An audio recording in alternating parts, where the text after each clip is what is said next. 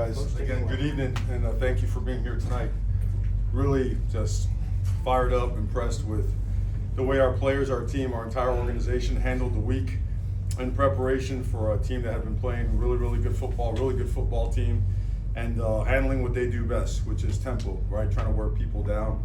And so hats off first goes out to our scout team, who simulated them as good as you could possibly do all week long. And because that is a challenge, but the physicality, the level of energy that we played with tonight, albeit a couple of critical mistakes, was progress for our football team. So that being said, questions please. So Coach, start with Tim Reynolds from the AP. Mario, I know you're not a big believer in statement games and that sort of thing, but this was a team that's ranked.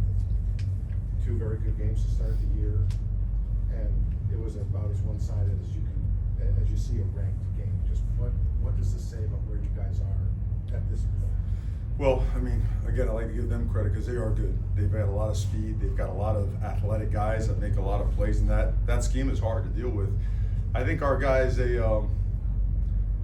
didn't want to be part of the narrative of, somebody else's success, stepping stone kind of season. That's been the story all week. And, there was a lot of motivation going into this thing besides the fact that they were a ranked football team, because I have a lot of respect for their coaches and their players.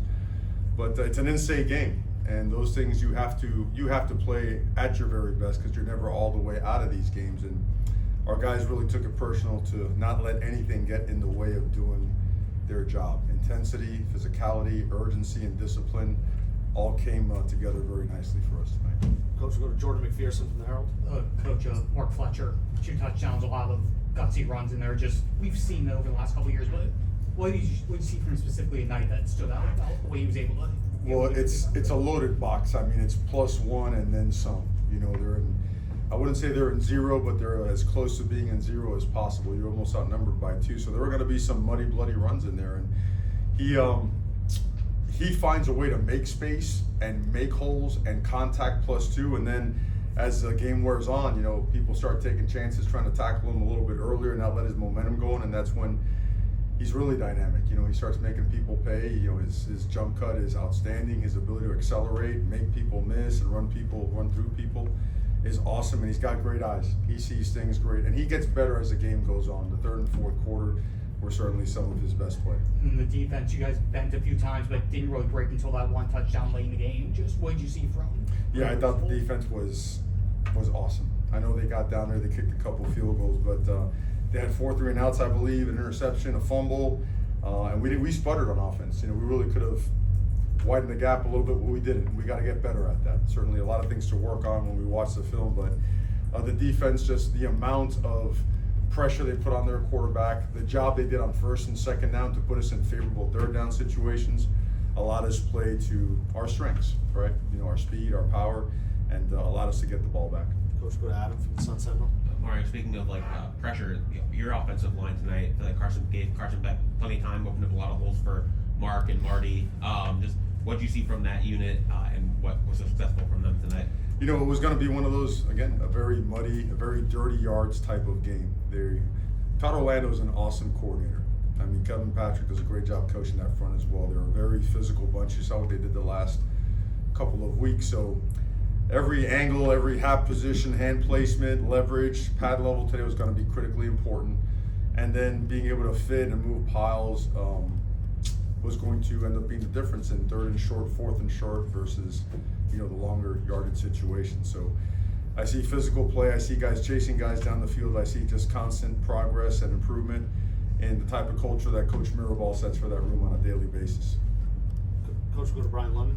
Coach, obviously Brown has been known to run a lot and get a lot of yards, but you guys did a great job of containing him tonight. What were the keys in keeping him contained? He only had 2 positive yards from the line of scrimmage. Well, again, he's a great player, and you're right.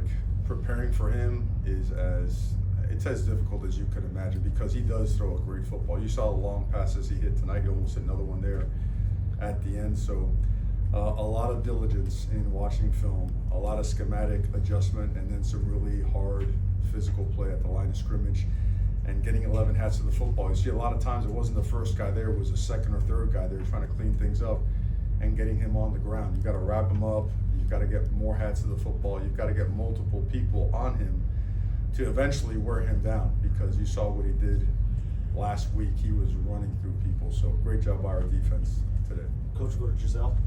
Coach, you guys had a pretty big weather delay, but you had the momentum rolling into it and also came out of it with, that momentum as well with the score. What was something that you told the players, or what was going on during that weather delay? Relax. We practiced. Fortunately for us, when we came here, the Sunday before we played Notre Dame, we had a practice scheduled that night, and we kind of knew there was going to be a delay. And we practiced the delay. We practiced what we're going to eat, what we're going to put in our body, how to keep the players engaged without keeping them too tight, right? Not to waste any energy, how to keep them hydrated, how to keep them off their feet, and then gauge when they're going to actually let us out there, because you still want to plan that so that you're warming up at the right time, then you hit the field in stride, that you're not sitting around waiting, having to come back in. So it is a process. Credit to the sports science department and nutrition. They work at it, and I feel like that they really did a great job preparing our team to come out and play good football. Coach, we'll go to Andrea Adelson from ESPN. As a follow-up to what Tim asked you, you said that your guys didn't really want to be a part of the narrative of what USF was doing, but did you sense that they did want to remind people what has made Miami the #5 team in the country? I don't think we even talk about, we really don't. That's, we just want to get better. We got a really awesome group of dudes that they really just don't care about anything outside of Miami. And so the amount of time and effort, like true connection that they have, and the way that they approach their dailies, and the way that they just disallow things to get in the way, I think supersedes all that stuff. I think it's deeper than just noise. It's, you'll never not accept some extra noise, some extra fuel, but I think these guys are internally driven, and I think it showed up strong tonight. Coach, we'll go to Walter Villa here from the Herald. Coach, your thoughts on Beck, not just him throwing the ball, but the added wrinkles running the ball as well? Well, he's a big guy that can flat out run, and the guy's a winner. He can hurt you in so many different ways. I know there's a couple he'd like to have back, but we also got to do a better job as a supporting cast on some of those, and create just better, a better distribution relationship between what we're running down the field. But yeah, he's done that. He's done that his entire career. He's really good at it. So it certainly adds to our offensive package and makes us a little bit more dangerous. Coach, we're going to wrap up with one more from Adam. Mario, Josh Moore tonight gets the 2 touchdowns, first 2 of his career here. How much hard work did he put in to get onto the field as a freshman, and then just kind of dynamism does he bring to the field when he's on there? Well, he's gifted beyond measure. He's certainly unbelievable human being, great upbringing, great parents, hard worker, spends a ton of time and benefits a ton from being around C.J. Daniels and Keelan Marion, who both had great games as well tonight. And what you saw today, we see in practice pretty frequently. And those that have visited practice during live play has seen it as well. So I think all of our young receivers, we've spoken about Malachi a bunch, but Chance and Dalen, Upshaw and guys like Nykar, they're coming on really strong too. So we're feeling better and better about our depth at wide receiver, and not only depth, but just the caliber of player there. And Josh really shined tonight in a couple different ways, and he's only going to get better. Great. Thank you, Coach.